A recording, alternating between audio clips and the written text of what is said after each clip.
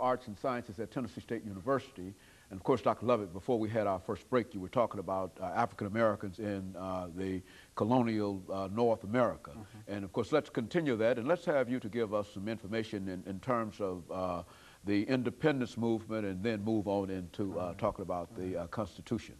Well, African Americans were very important in the independence movement of the country. And the independence movement had a lot of impact upon the institution of slavery. By 1776, for example, the Quakers in Philadelphia are the first to declare that they are anti-slavery, and they formed the first anti-slavery society. What the revolutionary movement did was it made Americans think about the relationship of man to man, and about freedom, equality, and the fraternity of man, and liberty of man. And they could not ignore that almost a quarter of the country were enslaved, regardless of their color or their race. And so much of the anti-slavery movement started during the American Revolutionary Movement. 1780, Massachusetts, once it changes its constitution as a result of declaring independence from Britain, the first thing that it does was to outlaw slavery.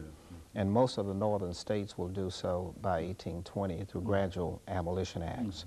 Acts that say, well, when the slave becomes 18, she must be freed.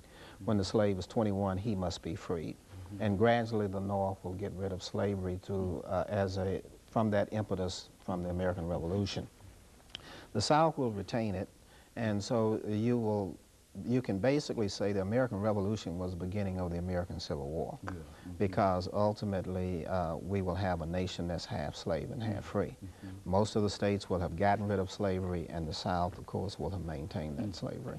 And the South will be able to do so because it will dominate the political life of the country right for the next 2 generations. There will be a Southern dynasty of presidents, slave owners, Washington and Jefferson, and then there will be Madison and Monroe, and then there will be Andrew Jackson and Tyler of Virginia, and Polk of Tennessee, and and so Southerners were pretty much dominated. Just a whole range of presidents. They were pretty much dominated because the South was the wealthiest region during colonial and New Nation period. They had the exports. They sold the cotton and the tobacco and the lumber abroad, and that brought cash and imports back into the country. So it was not the North that was the wealthy region, it was the South. And the South was the most populated region of the country at that time. But by 1860, it will be different. And immigrants will not come into the South, European immigrants, because they couldn't compete with free slave labor. So 75% of immigrants will come into the North. The North will grow by leaps and bounds. It will outdistance the South in industry and technology.